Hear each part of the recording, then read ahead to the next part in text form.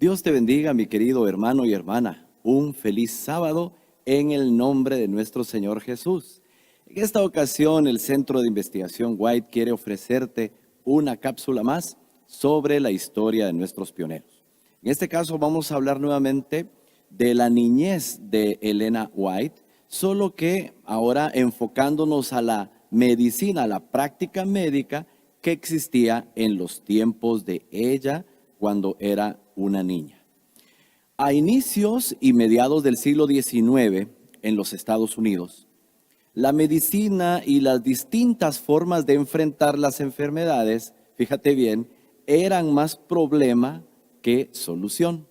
Por ejemplo, luego del accidente que Elenita tuvo, el médico que la vio dijo que ella sufría de consunción. Y tú te preguntarás qué es eso de consunción. Este era el término que utilizaban en aquel entonces los médicos cuando se referían a una enfermedad que no podían ni entender ni curar. Eso era muy común.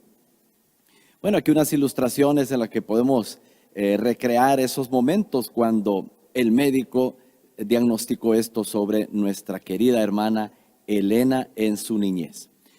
Fíjate bien, ¿cuál es la importancia de esto? Bueno, que cuando comprendamos cómo era la medicina y las drogas que recomendaban los médicos en aquella época, vamos a entender mejor algunas citas que tiene Elena White sobre ellas.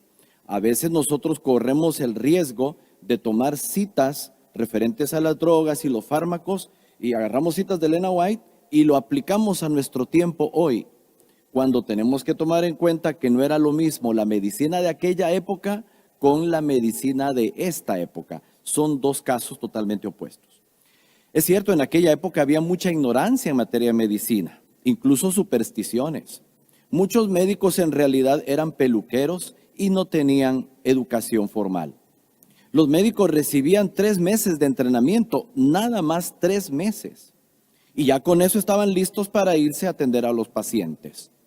Creían en muchos mitos.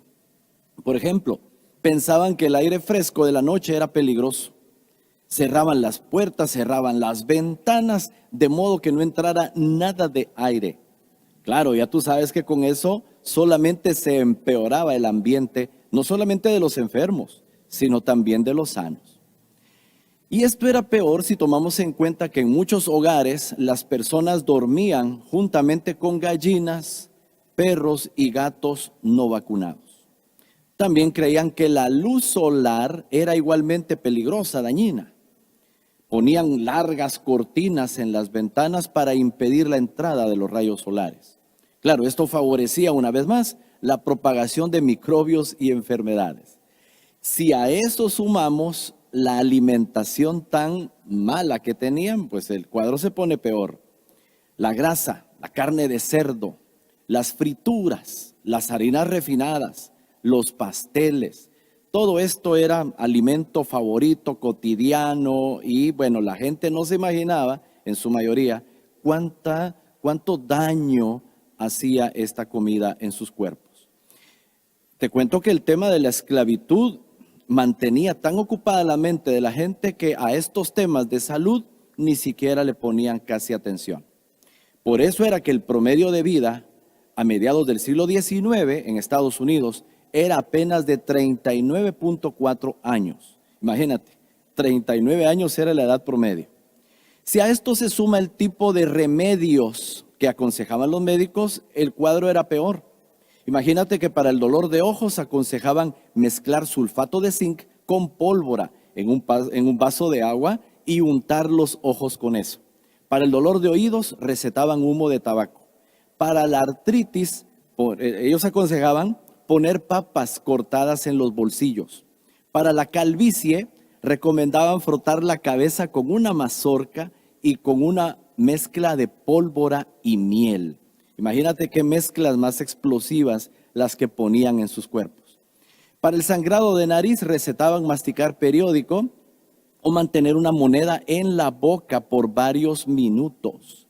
La familia de la pequeña Elena no tenía muchos recursos, así que más bien se libró de que los médicos experimentaran con ella. Ahora nosotros podemos entender mejor por qué Elena White se pronuncia en contra de muchos fármacos de aquel entonces. Recordemos que las condiciones, el contexto histórico y científico es completamente distinto al de nuestros tiempos. Así que, hermanos y hermanas, cuidemos nuestra salud, respetemos las leyes de la salud que el Señor ha establecido y disfrutemos de esta linda vida cristiana. Que el Señor siempre te bendiga.